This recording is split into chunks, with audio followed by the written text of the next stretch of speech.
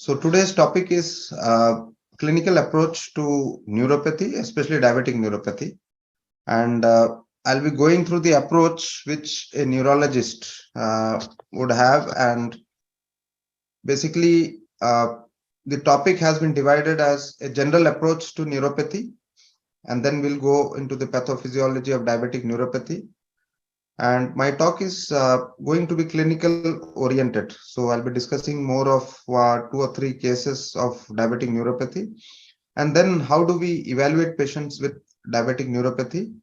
And finally, the management of diabetic neuropathy, that is mainly the neuropathic pain management, which is a very important situation which we face, most of us, including endocrinologists, dietitians, physicians, neurologists, orthopedicians, everybody comes across this diabetic neuropathic pain. So how do we go about this? So it's going to be a clinical talk, and rather than going into much of theory, we'll have a general approach which we should have when we see patients in our busy clinic. So whenever we think of neuropathy, the basic approach does not change. So be it diabetic neuropathy or some other neuropathy, we should have a basic approach, because diabetes being such a common condition, it may be a comorbidity in most of the patients, and the neuropathy may not be related to diabetes mellitus in few of the cases. So we should have a broad approach to neuropathy to find out the exact cause, whether it's a diabetic neuropathy or some other neuropathy which is occurring in a diabetic patient. So this is the general approach to any neuropathy which we see. So first thing is the time course, or what was the onset of the neuropathy. So whether it's acute neuropathy, whether it's a subacute or chronic neuropathy. The duration for acute neuropathy is less than 4 weeks, subacute is 1 to 2 months, and chronic is more than 2 months. Now, a acute neuropathy in a diabetic patient could be some severe neuropathy like mononeuritis multiplex, or it could be a Guillain-Barré syndrome, which is occurring in a diabetic patient. So acute onset of severe neuropathy is not a diabetic neuropathy, but it's some other neuropathy which is present in a diabetic patient. Second is, what is the symmetricity of the neuropathy, whether it's a asymmetric neuropathy or a symmetric neuropathy. Usually the diabetic neuropathy is a symmetric neuropathy. So if we get an asymmetric neuropathy in a diabetic patient, it is likely to be a mononeuritis multiplex or a pressure palsy or some other etiology which is giving rise to the neuropathy. Third is, what is the distribution of the neuropathy, whether it is predominant proximal or predominant distal neuropathy. As we all know, the metabolic diabetic neuropathy is predominantly a distal neuropathy. So it affects the distal lower limbs first and then the distal upper limbs. But if we get a proximal weakness or proximal involvement in a diabetic patient, so it is unlikely to be a simple diabetic metabolic neuropathy. It is likely to be some other neuropathy like a CIDP, that is chronic inflammatory demyelinating polyneuropathy, which is an immune mediated neuropathy which is seen in diabetic patients. So the proximal involvement can tell us that there may be an immune involvement or immune pathogenesis to the neuropathy. Similarly, diabetic amyotrophy, again, you will have proximal asymmetric involvement predominantly affecting the lower limbs or the thigh muscles. So the distribution becomes very important. So where is the onset of the neuropathy, whether it's upper limb or lower limb onset? Usually the neuropathies are lower limb onset, and diabetic neuropathy is no exception to this rule. But some neuropathies can affect the upper limb. For example, lead poisoning. Lead poisoning is one motor neuropathy which can affect the upper limb. Then there is some condition called as mononeuritis multiplex or multifocal motor neuropathy with conduction block. So these conditions can affect the upper limb. So there are neuropathies which can preferentially involve the upper limb. Similarly, porphyria can affect the upper limb. Then what is the progression or the course of the neuropathy, whether it's a progressive neuropathy or a relapsing remitting neuropathy?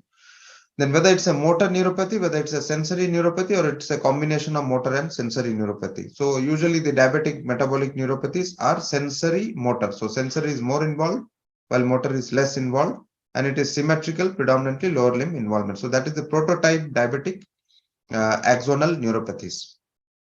Now, what about the autonomic involvement? Now, autonomic history is a very important part of a neuropathic disorder. And quite often we miss the history of autonomic disorders because it requires history taking, and many of the time the patients will not volunteer the symptoms of autonomic neuropathy. So what are the symptoms of autonomic neuropathy which we ask in the bedside or when we see patients? So the symptoms, from if you go from head downwards to the foot, so in the eyes there will be difficulty in the pupillary accommodation, so some visual blurring when they go from dark to bright spot place, or bright uh, place to a darker environment. So visual blurring will be there due to impairment of the pupillary accommodation. So that is one symptom. Second is dry mouth, excess thirst. Then third is the resting palpitation, postural hypotension. So the patient, when they get up from the lying down position, there may be some giddiness which can occur. So that is postural hypotension. There may be resting tachycardia. There may be abdominal blotting, abdominal distension, early satiety. There may be alternating diarrhea and constipation. And in males, erectile dysfunction may be a very important symptom. Then dryness of the skin, loss of hair, change in the nails, or the trophic changes. So these are all features of autonomic neuropathy which we should ask in detail when we see these patients. Then third, eighth point is the small fiber or large fiber neuropathy. So how will we know that a neuropathy is a small fiber neuropathy or a large fiber neuropathy? So usually the large fiber neuropathies involves the large fibers, that is the A beta fibers and the A alpha fibers. So the symptoms of the neuropathy will be uh, weakness of the limbs. So the patient will be complaining of distal weakness of the toes, slippage of chappals, difficulty in walking. There will be ataxia. When you examine the patient, there will be motor involvement, motor weakness, and sensory loss in the form of sensory impairment of pain, temperature, vibration, as well as the ankle jerk will be lost, and you will have ataxia, sensory ataxia. Rhombox will be positive, and the toe, the position sense of the toe will also be lost. So this is a classical large fiber neuropathy. While the small fiber neuropathies, it becomes really difficult to diagnose because the patient will complain of multiple symptoms. They will be having severe pain in the legs, there will be burning sensation, there will be paresthesias and all those things. But on examination, there will be no objective finding. So when you examine the patient, the motor power will be normal. The sensory examination, there may be minor abnormalities, otherwise no gross sensory loss. The ankle jerk will be preserved, and the rhombox will be negative, and there will be no ataxia. So overall, the patient appears normal, but is having a lot of other sensory symptoms. So that is the classical small fiber neuropathy. So sometime in diabetes, you may get just a small fiber neuropathy. So unless you have a high index of suspicion, you may miss the condition. Then comes the axonal and demyelinating neuropathy. So now the axonal and the demyelinating neuropathy, the nerve conduction study may be very helpful to find the axonal and the demyelinating neuropathy. You are having certain patterns, like in demyelinating neuropathy, there will be prolongation of the distal latencies, the conduction velocities will be reduced, while in axonal neuropathy, the CMAP, that is the compound muscle action potentials, will be reduced, but the velocity and the distal latencies are preserved. But clinically, how can you say a neuropathy is axonal or it is demyelinating? So there are few points clinically which can be helpful to tell whether a neuropathy is axonal or demyelinating. Now, axonal neuropathies are predominantly distal. Axonal neuropathies are associated with wasting. So there will be wasting, distal involvement, and the reflexes, only the distal reflexes will be involved. The proximal reflexes will be normal. For example, patient has distal weakness and wasting, but when you examine the supinator jerk is absent, the ankle jerk is absent, but the biceps and the triceps is present. So that is the feature, and there is no wasting in a demyelinating type of neuropathy, while in axonal there is wasting. And then nerve thickening may be seen in a demyelinating neuropathy, while in an axonal, the nerve thickening is not seen. So why is it important to say whether a neuropathy is axonal or demyelinating? It is important because the prognosis and the treatment may be different if it's a demyelinating neuropathy. If it's a diabetic associated demyelinating neuropathy, then it is likely to be a immune mediated neuropathy. So it may not respond to the control of the sugars only. So you may have to give immunomodulators, sometimes IVIG and steroids, etc. may be needed. While if it's an axonal neuropathy, then you know it is directly related to the diabetes, So you have to just control the sugars and give symptomatic management for the neuropathic pain. So the prognosis is again different. Demyelinating neuropathies respond to immune modulating treatment like IVIG, etc. While axonal neuropathy, the prognosis may not be good because it may not be completely reversible, while demyelinating neuropathies may be reversible. So to know the type of neuropathy, which may help us to manage the patient better as well as to prognosticate the neuropathy. Now coming to cranial nerve involvement, we all know some neuropathies can cause cranial nerve involvement. The most common is Guillain-Barré syndrome. Then Hansen disease, leprosy can cause involvement of the facial nerve, branches of the facial nerve. Similarly, cranial nerve involvement is quite common in diabetes also. So we know in diabetes you may get third nerve involvement, sixth nerve involvement, seventh nerve involvement. So cranial nerve involvement we have to check in all sorts of diabetic neuropathies. Then hereditary and acquired. Some of the neuropathies, there may be hereditary neuropathy. So you have to ask the history of family history of a neuropathy because there may be some underlying hereditary neuropathy, and along with that, there may be diabetes which may be associated. Then exposure to drugs and toxins, very important. We all know many medications can give rise to neuropathy. Suppose a diabetic patient develops a cancer and he is under treatment with chemotherapeutic agent. So the neuropathy may be partly caused by the chemotherapeutic agent. If the patient is on antibiotic like metronidazole or anti-tuberculosis medication or antiretroviral therapy, that may be causing the worsening of the neuropathy. So exactly we should know what all medications the patient is taking and whether there is any contribution from the medications to the neuropathy. Then toxins, certain toxins like arsenic, lead, bismuth, and various other toxins, heavy metal toxins, the traditional medicines which are being used, like in India, we use the Siddha medicines, Ayurvedic medicines, and many heavy metals are being used for medicinal purposes. So these heavy metals may be an important cause of neuropathy, even in a diabetic patients. So always get the history of the drugs and the toxins in any patient with neuropathy, be it diabetic or non-diabetic. Second is the nutritional status is also important. Whether the patient is a vegetarian or not. In India, there are many people who are pure vegetarians. So they may be having a vitamin B12 deficiency, which may be associated in a diabetic patient, and it may be giving rise to a vitamin B12 neuropathy along with the diabetic neuropathy. And there may be metformin, which may be given for the diabetes, which can again worsen the neuropathy. So there may be a mixture of the causes of the neuropathy in such patients. So the nutritional history and the diet history is also very important. Then systemic illness, the patient may be suffering from some other systemic illness also. For example, the patient may be having a paraproteinemia or a multiple myeloma. So there may be bone pain, there may be evening rise of temperature, weight loss, and all those things. And that patient may be a diabetic as well. So this may be overlapping and which may be causing a neuropathy. So the background history of systemic illness like paraproteinemia, HIV, tuberculosis, then malignancies, sarcoidosis, and all those things also has to be taken into account. So when we see a patient with neuropathy, it's not just labeling them as diabetic neuropathy, but you should have this stepwise approach of 12 to 13 points, which can tell us what this type of neuropathy, maybe whether it's directly related to diabetes or it is something else. And these are quite easy things to be done. You can see this is primarily based on the history. Second thing is the examination, and maybe you may require a nerve conduction study. So apart from this, no other expensive investigations are required to go through this checklist of points which you should keep in your mind when you are seeing a patient with neuropathy. So coming to the pathogenesis of diabetic neuropathy, I'll not go into the details of this. You can read it in all the standard textbooks and journals are having this. So you are having a Schwann cell stress. So that is what is postulated, the hyperglycemia and the dyslipidemia and other accompaniments of diabetes give rise to mitochondrial dysfunction, reactive oxygen species production, which gives rise to DNA damage and endoplasmic reticulum stress.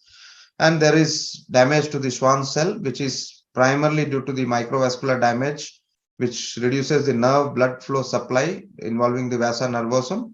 And second is direct neuronal damage, which can be due to demyelination, axonal loss, and all those things. So there is an ischemic element to the nerves, and second is the direct neuronal damage due to the mitochondrial dysfunction and all those things. And dyslipidemia may be correlated along with the hyperglycemia and both may collaborate to worsen the neuropathy. So this tells us that in diabetes, it is not just the sugars, but also the lipids and the other metabolic parameters, which may be very important in managing the diabetic neuropathy.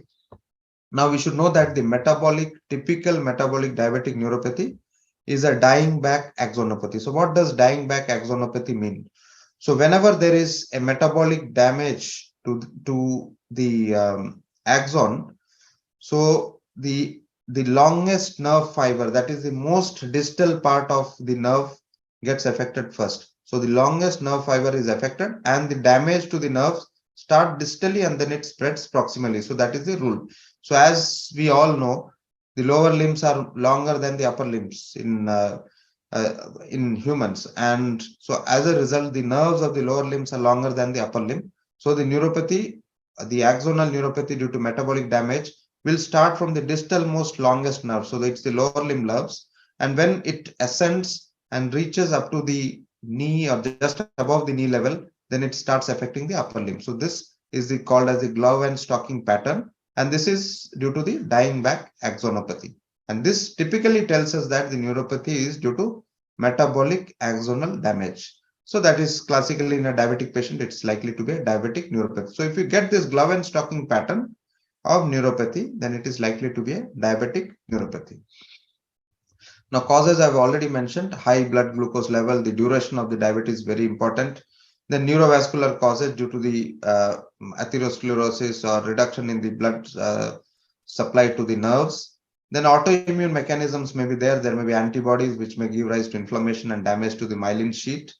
There may be compressive neuropathies, especially the carpal tunnel syndrome. We know carpal tunnel syndrome, the most important predisposing factor is diabetes mellitus.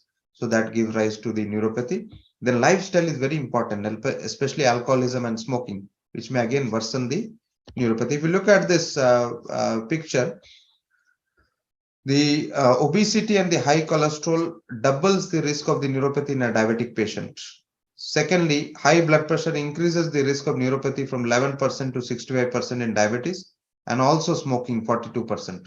So it means that the metabolic profile, the lipids, the cholesterol, the weight of the patient, the blood pressure, everything is important, and you have to control the entire metabolic profile of the patient to have a better outcome in a neuropathic patient. And also tell them to avoid alcohol. We know alcohol causes worsens neuropathy, and it also causes neuropathy. So alcohol we all know, but smoking again is an important risk factor for neuropathy. So patient has to stop smoking as well, apart from stopping alcohol intake if they are taking alcohol. Now I'll just have a brief case report. So this will tell a type of neuropathy which can occur in diabetes. So this is a 28-year-old lady and 14-year history of type 1 diabetes with poorly controlled sugars, with a HbA1c level of around 10 to 14%. So it's a quite high HbA1c level, but there was no symptoms of neuropathy. Patient had no other symptoms, no burning sensation, no tingling paresthesia, nothing suggestive of a neuropathy. Now she gets admitted to the hospital due to a urinary tract infection, which has given rise to a diabetic ketoacidosis, and she's admitted in the hospital. And as we all know, DK is a medical emergency. The patient is treated with IV fluids and insulin has been started, and the glucose control has been brought during the hospital, and there's a rapid control of the sugars, and she's discharged, and her sugar readings are quite okay after that. And then 3 weeks later, she goes home and then comes back with a severe burning paresthesias in her hands and legs, and without any associated weakness or any objective findings. She is evaluated, examination is absolutely normal, but the patient is completely in distress with lot of sensory symptoms. She is having allodynia and hyperalgesia in the distribution of the pain. So when you touch the skin, she's not allowing you to touch the skin. So there is allodynia and hyperalgesia. And the nerve conduction and the EMG is ordered, the standard nerve conduction test, and this is found to be normal. And then the patient is referred to a neurologist. At the time of the hospitalization, at the time of the neurological evaluation, that is 6 weeks after hospitalization, the HbA1c has been reduced from 12.2 to 8.1%. So 4% reduction in the HbA1c over a very short course period of time is there. On neurological examination by the neurologist, there is a evidence of a length dependent small fiber neuropathy. That means the strength is normal, reflexes are normal, and sensation is normal. However, there is hyperalgesia and some reduction in the pinprick and temperature. So the pain and the temperature is mildly reduced and hyperalgesia is there. So this is the only finding in the examination. Rest of the findings are absolutely normal. So the small fiber neuropathy is suspected by the neurologist and a skin biopsy is done, which shows a severe small fiber neuropathy with absent fibers in the distal lower limbs.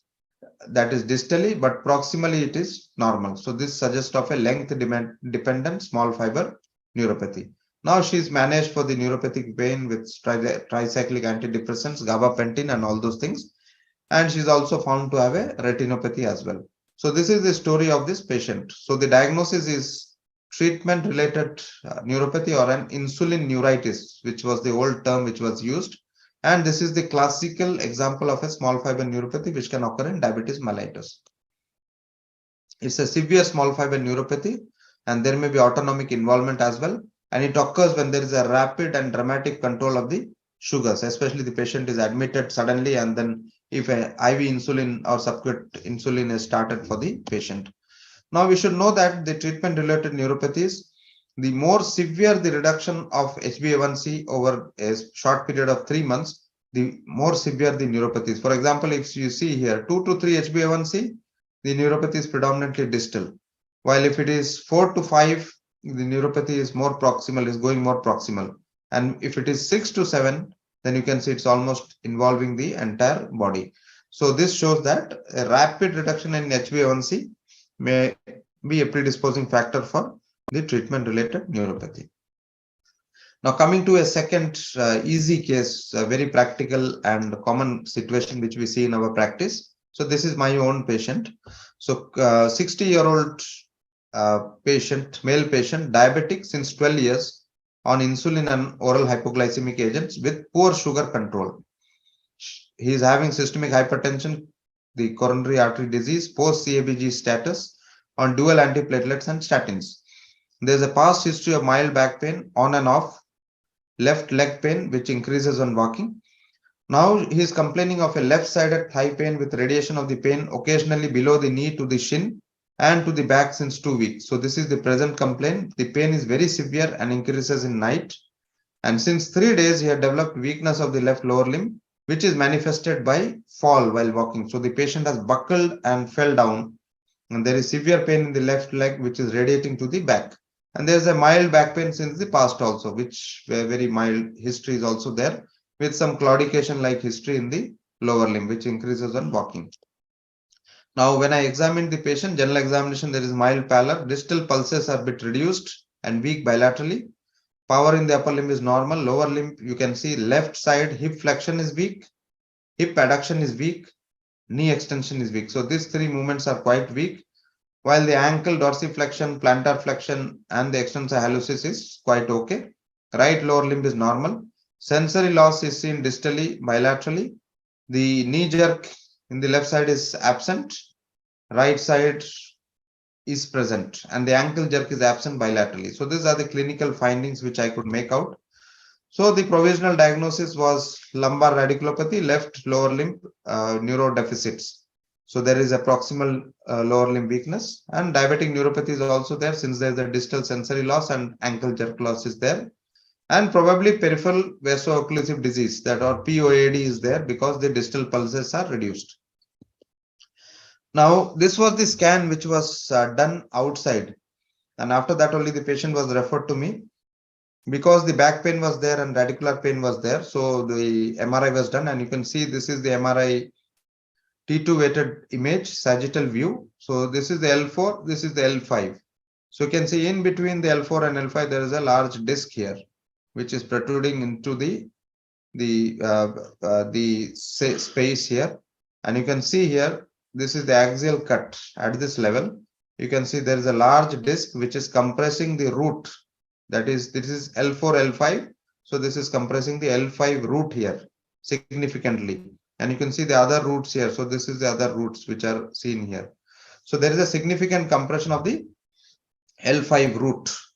due to lateral uh, disc disease. It's a lateral posterolateral disc disease. So the neurosurgeon and the nerve conduction study is also done, which shows a motor sensory axonal neuropathy and bilateral S1 radiculopathy and left L5 radiculopathy. This is the nerve conduction study result.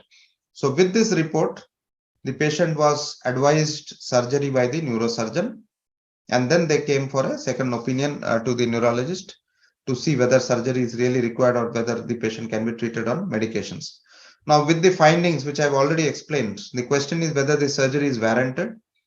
Are the deficits which are explained by the seen during examination is explained by the MRI findings? What else can be done? Now, if you look at the deficits here, it is predominantly proximal: left hip flexion, adduction, and knee extension. So what are the root value of hip flexion? So hip flexion is L1, hip adduction is L2, and knee extension is L3. So there is a predominant weakness in the distribution of L1, L2, and L3. While the distal weakness is predominantly due to distal ankle jerk loss and sensory loss is predominantly due to a diabetic neuropathy. And you can see the disc is around L4, L5. So what should be the weakness if there is a L4, L5 or L5 root compression? So the weakness should be predominantly distal. It should be involving the dorsiflexion and the inversion movements or the extensor hallucis longus. It should not be proximal. And if proximal is involved, it should be in the hip extension and the abduction movement rather than the adduction and the knee extension movement. So the L5, S1 movements are predominantly hip extension and hip adduction, and dorsiflexion and the extensor hallucis and the inversion movements. But these movements are spared rather than the hip flexion, hip adduction, and the knee extension is affected. So that means this is not pertaining to the MRI finding. The clinical findings are not matching with it. So we performed a EMG of the proximal muscles. So we sampled the quadriceps muscles with the EMG, and there is fibrillations which is seen in the quadriceps muscle. And during the EMG examination, we examined the quadriceps muscle, which showed severe tenderness of the quadriceps muscles.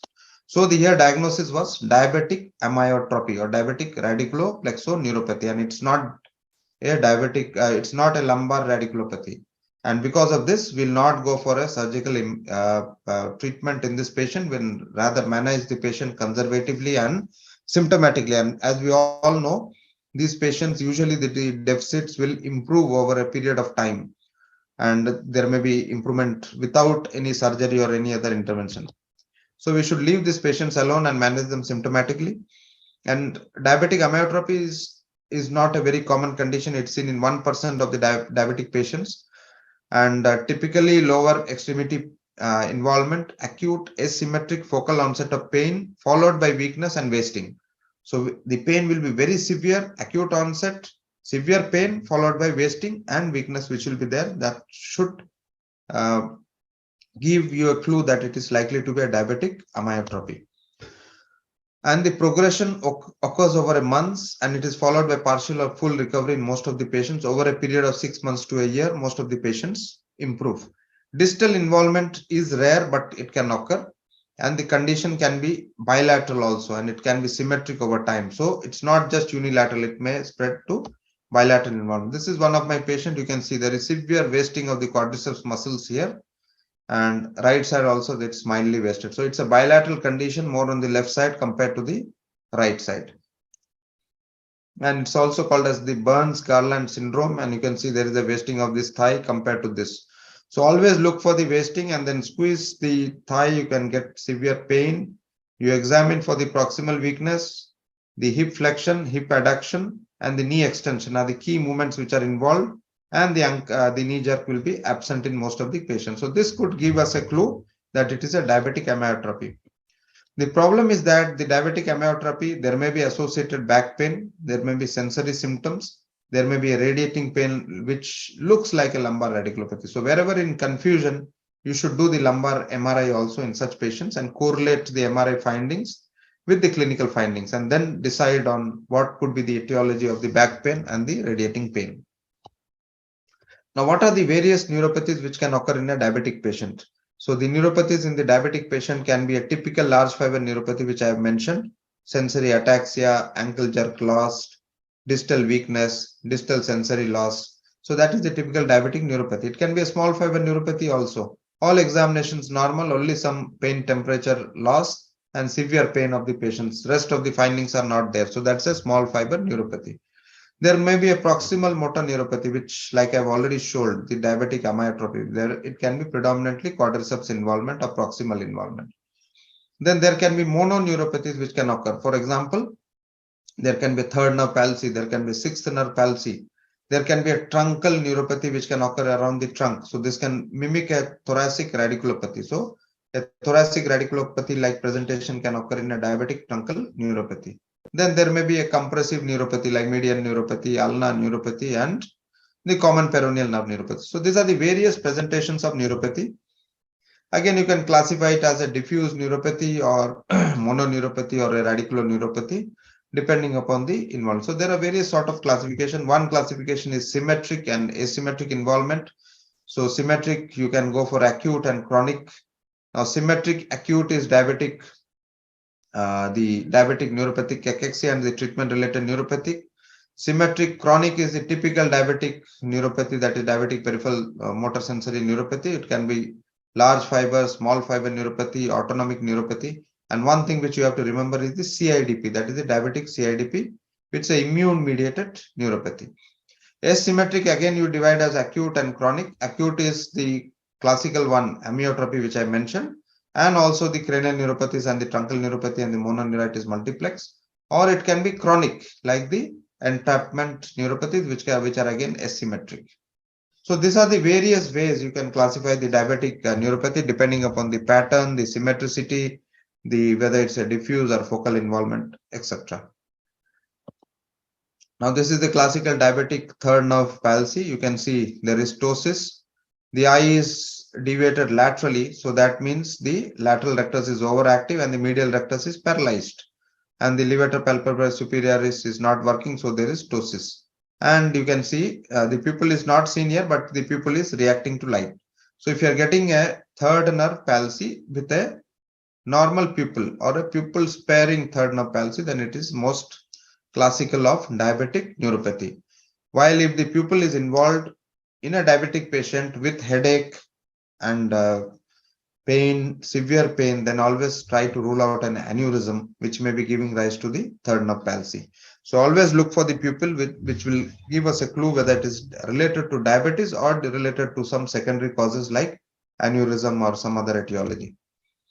Now, just a brief word about small fibers. We all speak about large fibers, and the classical neuropathy is a large fiber neuropathy. So we do not miss a large fiber neuropathy, but a small fiber neuropathy is the one which is usually missed by the physicians and the other doctors. So what are the small fibers?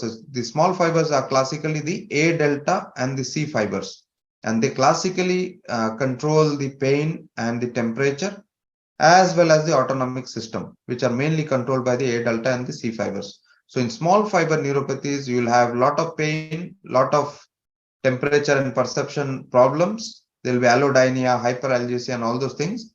And associated with that, there will be autonomic dysfunction because the small fibers are getting involved.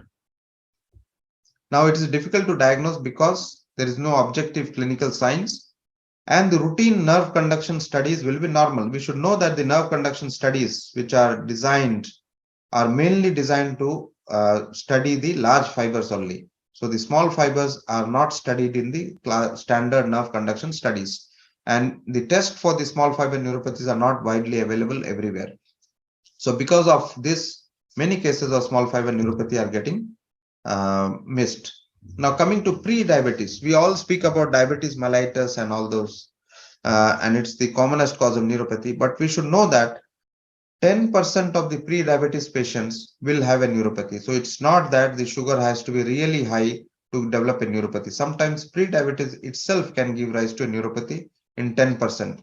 So you can think of the magnitude of the pre-diabetic patients in the community, because pre-diabetes is so common. So the neuropathy related to pre-diabetes is also very common, and it may be a very common cause of neuropathy apart from the overt diabetes.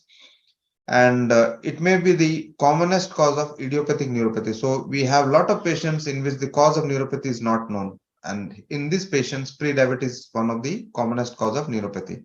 And also the impaired fasting glucose, HbA1c from 5.7 to 6.4, the lipid parameters, the blood pressures, all this may be related to the pre-diabetes status, which can give rise to the neuropathy.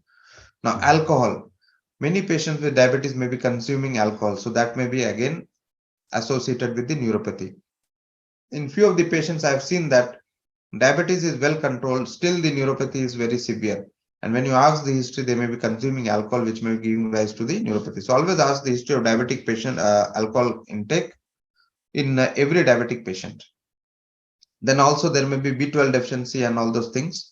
And there may be a myopathy, which may be associated with alcohol intake, which may be giving rise to neurological weakness in the lower limbs. Now, when will you suspect a patient with diabetes is not having a diabetic neuropathy, or when will you think you have to investigate the patient more? So these are the conditions where you should think that the the neuropathy in the patient, it may not be related to diabetes. One is an asymmetric neuropathy. So if you're getting a asymmetric involvement, one side unilateral asymmetric involvement, think of something away from diabetes.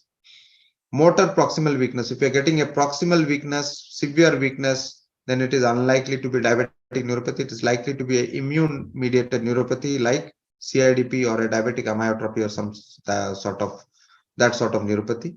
Polyneuropathy. If there is a polyneuropathy which is rapidly progressive, so within days the patient is unable to move, patient is debilitated, then it is again unlikely to be a simple diabetic neuropathy. So in all these patients, you should work up the patient for B12, paraproteinemia, thyroid functions. You look for autoimmune disorders and so on.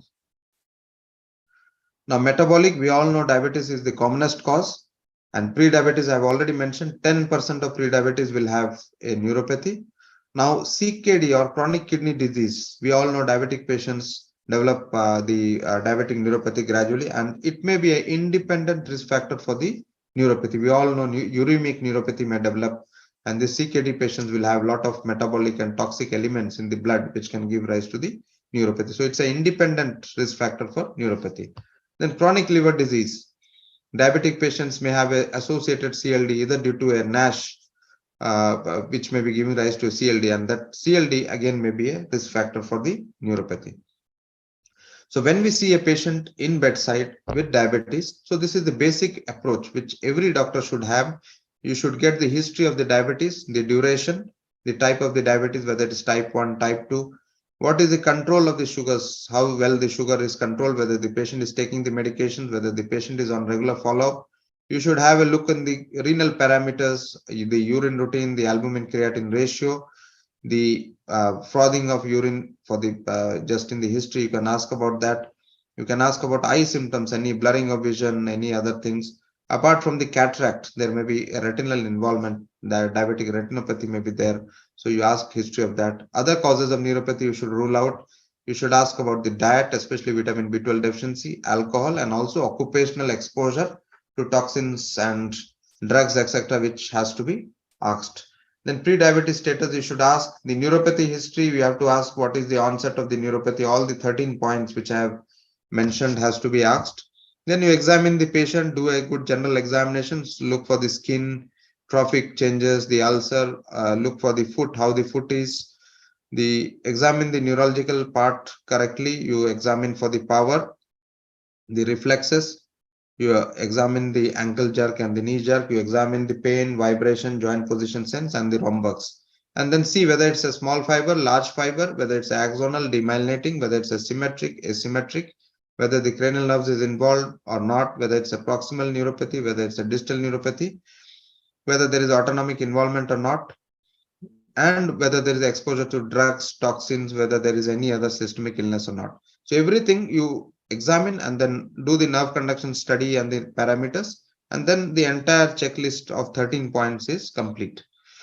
And then you examine the vascular part also, because the neuropathy, the diabetic foot may have an ischemic and a neuropathic part. So you check for the distal pulses and see whether the circulation in the distal limbs are okay or not. So this is the basic approach, bedside approach with history, examination, and basic nerve conduction studies, which can tell us a lot about the neuropathy. And rather than going for a panel of tests for all the patients, this approach will help us to pinpoint the diagnosis and also minimize the number of the investigations which we need to do in such patients. So these are the investigations: fasting sugars, PPVS, HbA1c should be done, thyroid function test, ANA and B12 wherever required. Look for the target organ, that is albumin creatine ratio, renal function test, get a proper ophthalmological evaluation for the retina, and nerve conduction studies for the large fiber neuropathy. So these things I've already mentioned. Now, what about the small fiber neuropathy? How do you diagnose a small fiber neuropathy?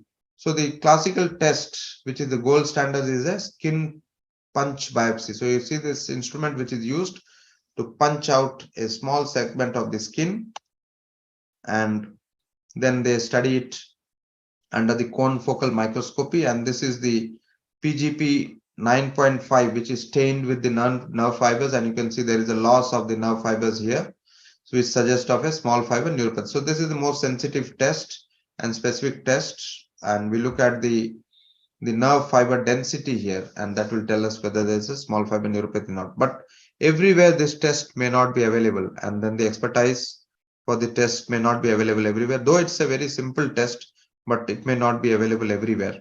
So in that case, you need other tests. So one is a corneal confocal microscopy. This is, again, if you have a good ophthalmologist, you can do this. You can it's a non-invasive test, and you can see this is a normal architecture, and you can see there's a loss of the nerve fiber layers. So this is one of the earliest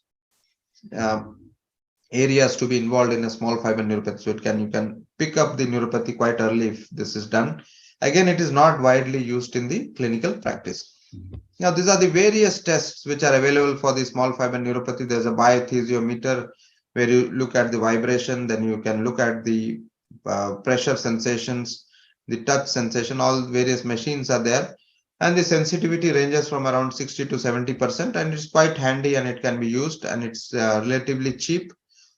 But there are new tests which are arrived, which are there, like this is the pseudoscan test, which is for the sweat chloride levels, and which can chloride conductance of the sweat is there, which is tested, and it is a quite handy and easy to do test, and the sensitivity of this test is more compared to the other tests which were available. So this is one test which is coming up, and then you can look at the color changes by some card test like thing. This is a skin biopsy, punch biopsy, which I've already mentioned.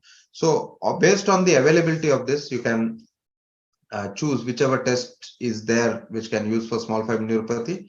But the gold standard for the autonomic and the small fiber neuropathy may be a QSAT test, which is again not available in most of the places. Even in India, we have it only in research institutions and big institutions.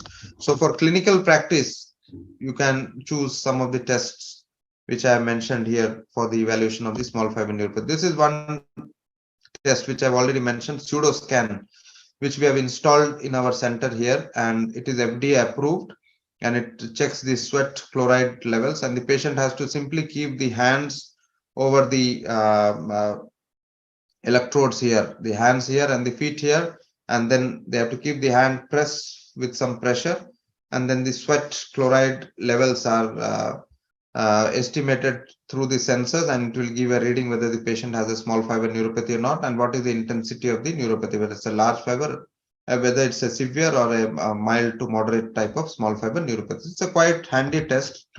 And what we have used it in some patients with small patients with small fiber neuropathy. What we did is we selected patients clinically who had symptoms and signs of small fiber neuropathy, and then we did a nerve conduction study, the standard nerve conduction study. And what we found that we had 13 patients, and in these patients, the nerve conduction study, you can see here, the nerve conduction study was normal in 11 patients. And in these patients, when we did the pseudoscan test, only 2 patients were normal in pseudoscan, but the rest of the patients we could find out that they had a neuropathy. So this shows that In patients who have a nerve conduction study, you have a 80 to 90% chance by using the pseudo scan to detect a small fiber neuropathy. So this may be one easy to do and reliable and cheap test which can be done at a low cost in areas where the expertise of skin biopsy is not available. So this is the sensitivity 70 to 87.5%, and this is the specificity of this investigation. Now coming to the management of diabetic neuropathy, just briefly I'll just tell the headings and how is the approach of management of the diabetic neuropathy. So we all know the gold standard or the main thing for managing the diabetic neuropathy is glycemic control. So you have to control the sugars properly, give a good foot care so that the patient does not develop complications like ulcers and all those things. So foot care is very important. And then third part is the treatment of the neuropathic pain. Now we know that in type 1 diabetes mellitus, the stable and the optimal glycemic control is very important, and it can prevent the progression of the neuropathy. While in type 2 diabetes mellitus, control of sugar has a modest effect. So it is not so effective as in type 1 diabetes mellitus. And however, along with the sugars, you have to normalize the lipids, blood pressure, weight, and lifestyle modification should be there. There should be healthy diet, regular exercises, and all those things. So it's not just sugar, the entire metabolic profile of the patient has to be corrected in type 2 diabetes mellitus. Now, B12 deficiency I've already mentioned. So you should rule out B12 deficiency and treat them if there is a B12 deficiency. And if you see that if the metformin is used for 5 years, almost 20% may develop a B12 deficiency. And especially in our place, there are a lot of vegetarians, so they are already B12 depleted. So metformin use may worsen the B12, reduce the B12 level. So that thing also we have to keep into mind. Then two more things. The American Academy Guidelines of 2021 mentions it. You should rule out depression and obstructive sleep apnea syndrome and other diseases which can affect the quality of sleep and other things which can affect the pain threshold in these patients. Now we all know the pain threshold is different for different patients.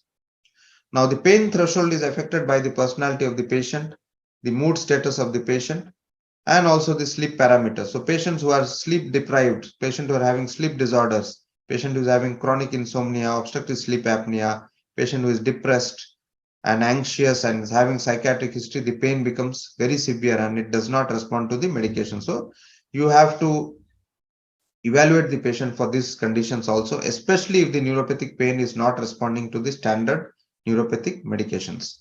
Now also you should counsel the patient regarding the expectations they should have when we are treating the neuropathic pain. For example, in migraine, we all know it's a chronic pain disorder. And when we treat migraine with prophylactic medications, it is not that we are going to control the migraine in 100% of the patients. So we have to set the goal around 50 to 60%, that 50 to 60% of your headache we will control with the medication. Similarly, in the neuropathic pain, you have to counsel the patient, tell them that the target of control will be around 30 to 50%. And then the classes of medications, we all know the commonest drugs which we use is tricyclic antidepressants, the SNRI, that is the serotonin norepinephrine reuptake inhibitors like desvenlafaxine and duloxetine or venlafaxine. Third is gabapentinoids, pregabalin and gabapentin. And fourth group which we do not use commonly and which is missed commonly is the sodium channel blockers. Now, what are the various sodium channel blockers which can use in neuropathic pain?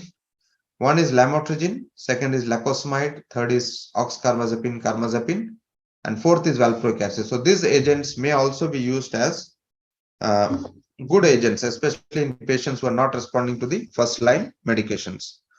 Now, this is the mechanism of the action of the medications, and I'll not go into the details. You can see some of the medications. So the major drugs act in the serotonergic and the noradrenergic pathway, that is the SNRI, tricyclic antidepressants, etc.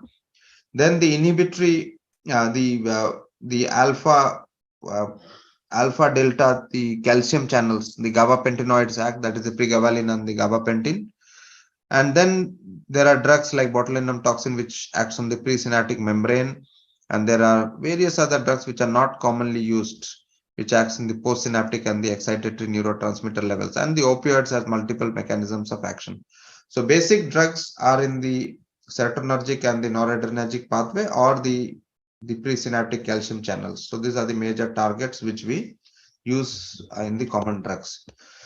Now the initial therapy, you can choose the antidepressants or the anticonvulsant.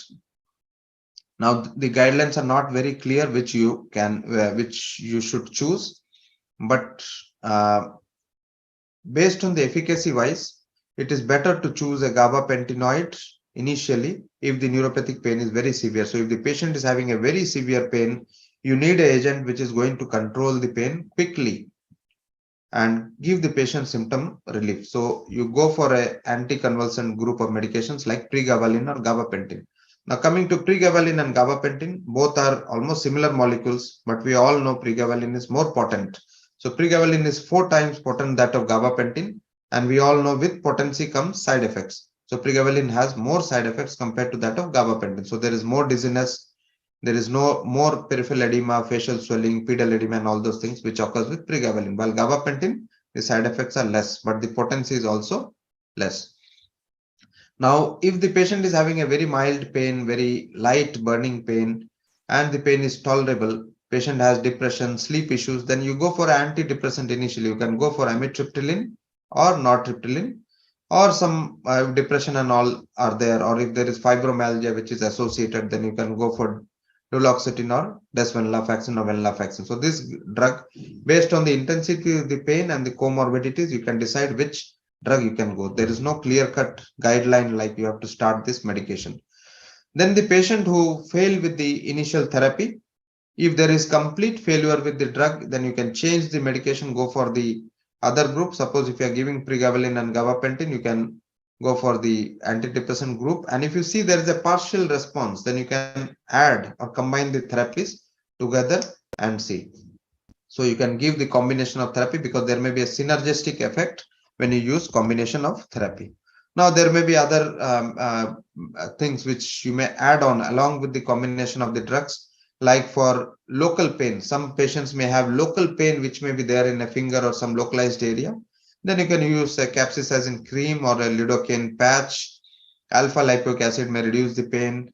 There may be topical sprays, and also TENS, that is trans-electrical nerve stimulation, may also be useful for local pain. Now, opioid is a controversial topic. Different guidelines give different recommendations, but the recent 2021 American Academy of Neurology guideline is strongly against the use of opioids. However, in clinical practice, we can use it for a very short duration of period, especially for severe pain. When the patient is having refractory pain which is not responding to medication, a very short course of opioids may be a bit helpful in few of the patients, but you have to take into consideration the patient's age and a lot of other things before you give the patient opioid. Now, this is a chart from the continuum of American Academy of Neurology. So you can see they have given the drug classes as SNRIs, which is duloxetine and venlafaxine. And if there is depression and anxiety, this may be very good drugs because they are having good action in the depression and anxiety. However, you should look for the side effects like sexual dysfunction, glaucoma, restless leg syndrome, because this may worsen with this medication. So the comorbidity is very important. Tricyclic antidepressants, amitriptyline and nortriptyline. What is the difference between amitriptyline and nortriptyline? Similar to that of gabapentin and pregabalin. Amitriptyline is more potent, so it has more side effects. There is more dry mouth, there is more orthostatic hypotension, urinary retention, glaucoma, delirium, memory loss, and all the things are more with amitriptyline, while nortriptyline will have lesser side effect, but the potency is also less. And you should know the side effects. Cardiac disease, QT prolongation can occur, so ECG may be required. Patients with heart disease, arrhythmia, you should avoid the patients. Elderly patient, you should avoid. Orthostatic hypotension, sexual dysfunction. Patients with BPH and urinary issues, there may be sudden urinary retention with the amitriptyline, and glaucoma may also be precipitated. So have the comorbidities you should know, and especially in the elderly patient, you should go with a very low dose and titrate the medications very slowly. Then pregabalin and gabapentin I've already mentioned. So if there is a restless leg syndrome, insomnia, and tremors, this may be a good drug. But if there is edema, COPD, and also, you should try to avoid this medication because it may aggravate the edema and the COPD. Again, if there is a renal failure, again, pregabalin, gabapentin may worsen the tremors. We may create myoclonus. It can worsen the renal parameters, and it may cause encephalopathy and all those things. So be very careful whenever you are using these drugs, especially in CKD patient, because these drugs are renally excreted. Now, regarding the efficacy of the drugs, so this is one trial which shows that most of the drugs are almost similarly efficacious. So there's not much difference between the efficacy of the drugs. Now, what about the combination of the neuropathic medication? So this is one study, the COMBO-DN study, which was published in Lancet, and they have studied the patients and seen that. So this, you see, there's various combinations they have tried: amitriptyline pregabalin, AP, duloxetine pregabalin, pregabalin amitriptyline. So these various combinations are being used, and this is the combination, and this dark one is the monotherapy. So this is the monotherapy, and this is the combination. This is the monotherapy, this is the combination.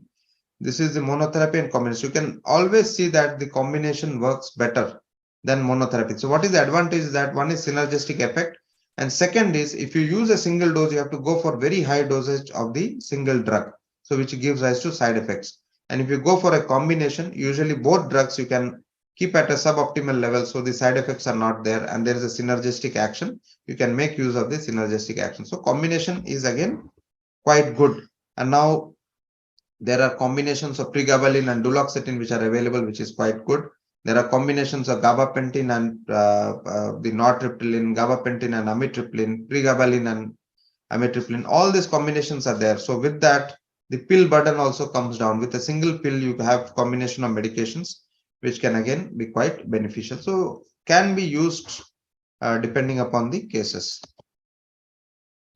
Now there are topical applications like capsaicin, glycerol trinitrate spray, and all those things. Non-traditional medication like ginkgo biloba has been studied, and there are some evidence, not much evidence.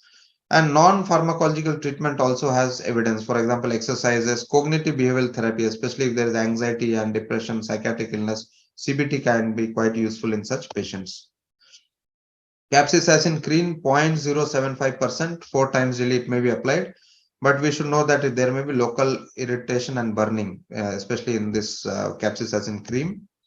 And TENS is again a good technique for reducing the pain in diabetic neuropathy. And some of the guidelines mention it as a good, useful method. And one important thing which I'd like to highlight here is spinal cord stimulation. So there are many trials and observational studies, and this is FDA approved. And there is moderate quality evidence to support the use of spinal cord stimulation in diabetic neuropathy. So this may be a future important treatment like TENS if it becomes available, though it's a bit invasive procedure. So it can be quite useful in the control of the refractory diabetic neuropathy pain. Alpha lipoic acid, it is present in most of the combination medications, and it may reduce the neuropathic pain at 600 mg. Valproate can be used especially in refractory patients. Carbamazepine, if the standard treatment has failed, it can be used. Now there is a newer opioid which is available, which is called as tapentadol. I don't know whether it's available in Bangladesh, but here we use it for short courses, and FDA has been approved it for the use of in the diabetic neuropathy, and also the American Diabetic Association mentions about it in the for acute treatment of neuropathies. But it should be last line, and it should have a limited use, and you should assess the risk benefit ratio and also assess the patient for side effects whenever you use tramadol or tapentadol. Vitamin E did not improve the neuropathy. However, the lancinating pain, it has shown that it can reduce the lancinating pain. So severe painful neuropathy, you may try vitamin E, but there is not much evidence. So this is the pie chart. This is the chart which shows the management of neuropathy. You consider the contraindications and comorbidities. Start with a single agent, and then you go on for a combination of medications. And then if there is no adequate pain control, you go for other treatment. Like you can go for opioids, local patches. You can add the other medications like alpha lipoic acid, vitamin E, and all those combinations may be tried. Or you go for TENS and the higher treatment, which is again available. So these are the neuromodulation methods which are available for the management of neuropathic pain, and out of which the spinal cord stimulation may be quite useful.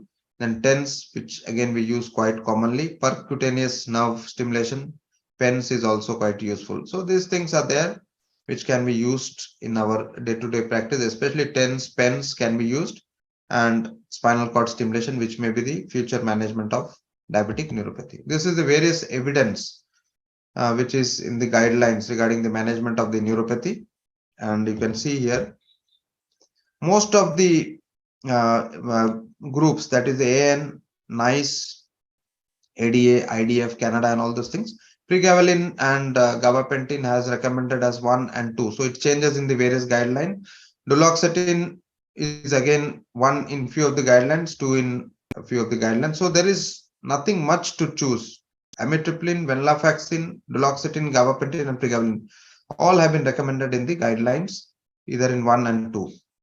And then tramadol you see is not higher in the list. Tapentadol again, it's not very high. So they are 2 and 3. So it should be used lower down.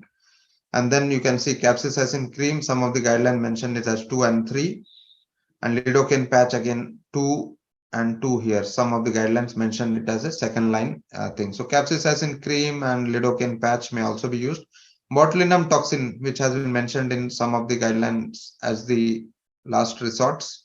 Sodium valproate is there, while carbamazepine, lacosamide, lamotrigine, they have not been mentioned in the guideline. But again, for refractory pain, these drugs may be used. And the advantage is that for severe pain, which is not responding, I found carbamazepine, oxcarbazepine to be quite effective. And few patients in which there was severe neuropathic pain, intravenous lacosamide maybe again be useful because it is available as an intravenous formulation. So you can give it rapidly and the response may be seen. Similarly, sodium valproate may be helpful in severe neuropathic pain if it is a very acute severe pain not responding to the medications. So the take home message from this presentation is there may be various types of neuropathy which can occur in diabetes mellitus. If the neuropathy is asymmetric and it is rapidly progressive in a diabetic patient, work up for other etiologies. We should know that pre-diabetes is a very important cause of neuropathy. Suspect small fiber neuropathy when examination and nerve conduction study is near normal, and do specific tests like skin biopsy, pseudoscan, or some other test for the small fiber neuropathy to try to diagnose small fiber neuropathy, because though the patient only has symptoms, and apart from symptoms, it has a lot of implication in the morbidity and the mortality of the patient, because we all know the autonomic nervous system is controlled by small fibers, and the autonomic nervous system is the most important system which controls our respiration, cardiac, and all those things. So it has an effect on the mortality of the patient as well. Sudden cardiac arrest, cardiac arrhythmias, all this can occur in patients who are having a small fiber neuropathy and autonomic neuropathy. And the treatment options are many. Sugar control is the main aim, and then symptomatic management of the neuropathy with either monotherapy and combination therapy may be tried. So that is all from my end, and I thank all for a patient listening.